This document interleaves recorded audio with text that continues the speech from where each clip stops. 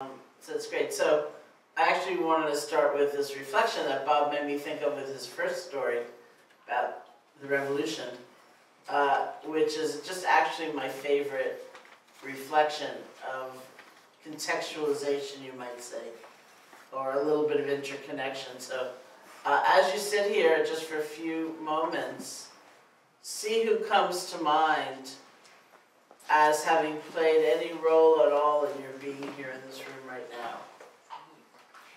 And just see, just see who pops up. Maybe somebody gave you a book, or read you a poem, or told you about their practice, or about this place, or maybe long ago somebody inspired you to think differently, or just see who comes up.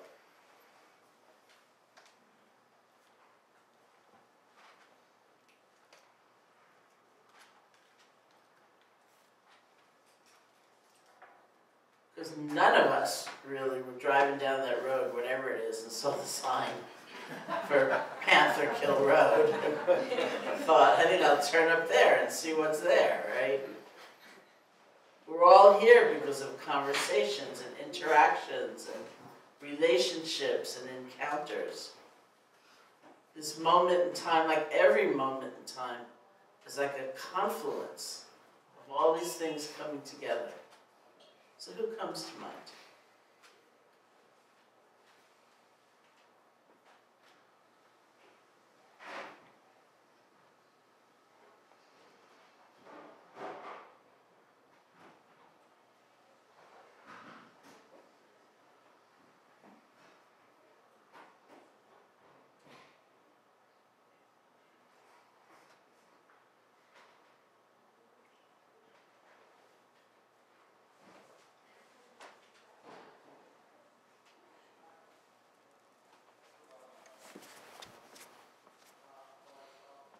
Sometimes I do this reflection and I think about the Board of Regents of the state of New York, which gave me a scholarship, which was how I was able to go to college. And that's, of course, how I got to India, was through this university program. Because they're part of why I'm here right now as well.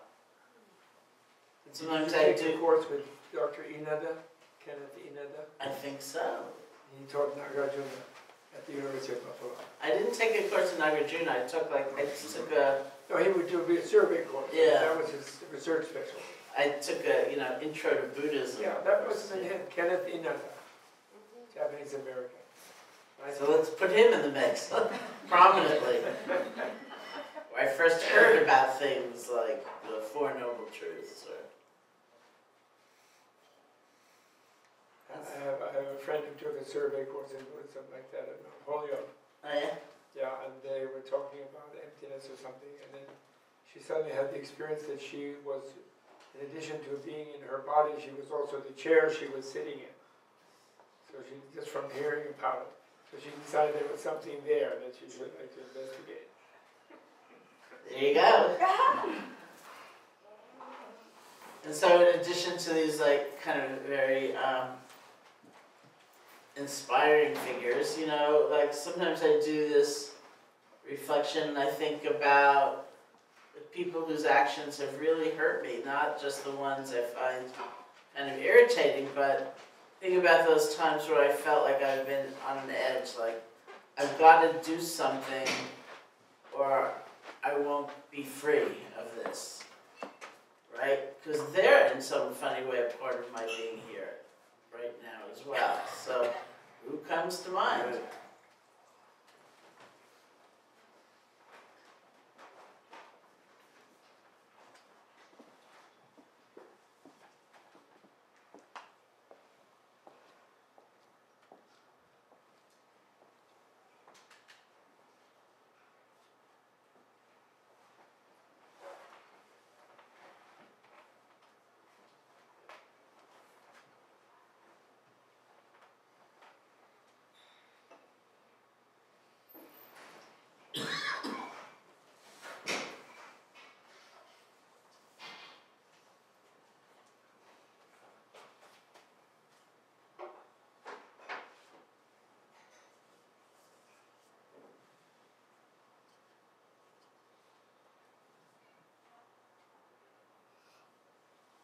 Okay, thank you.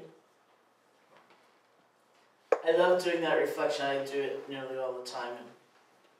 And,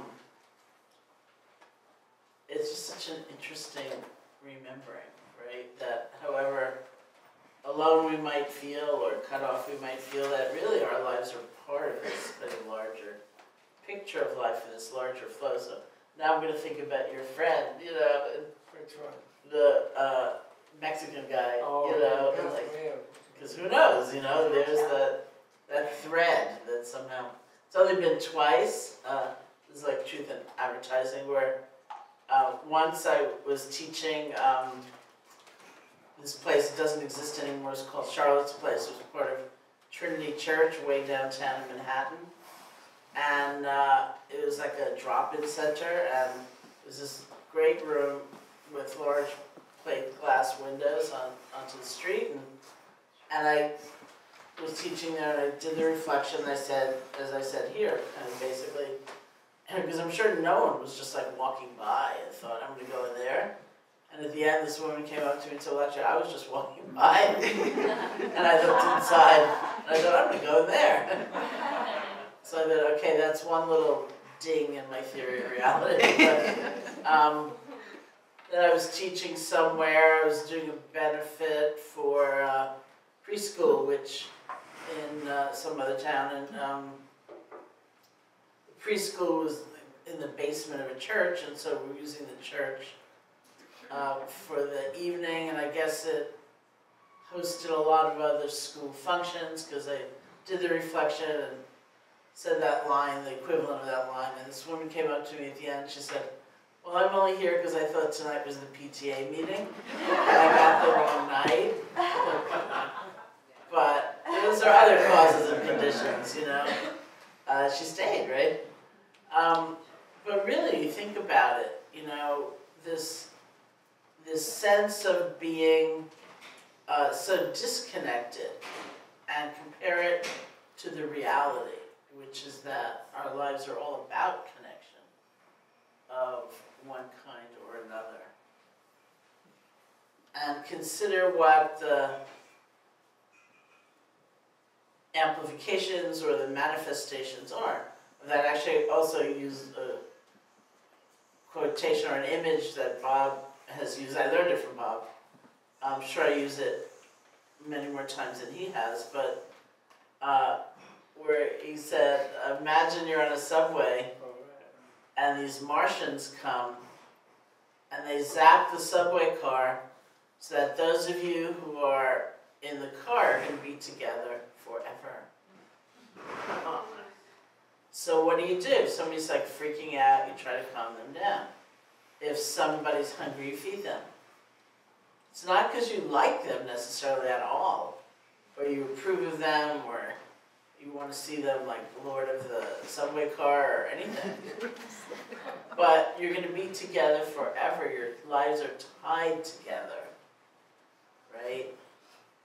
It's not me versus them, realistically. It's us. That's how things are. So guess what? You know, there's a lot of truth to that. Our lives are tied together. It's not a question of liking or approving, or, you know, it's understanding this is like the reality. It's like the constructs we hold, which can be useful in an ordinary exchange, but if we hold to them rigidly as absolutes, they completely lead us astray, like self and other, us and them.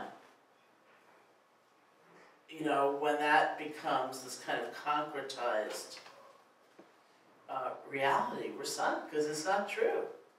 It's not going to be that, you know, we get to pick and choose.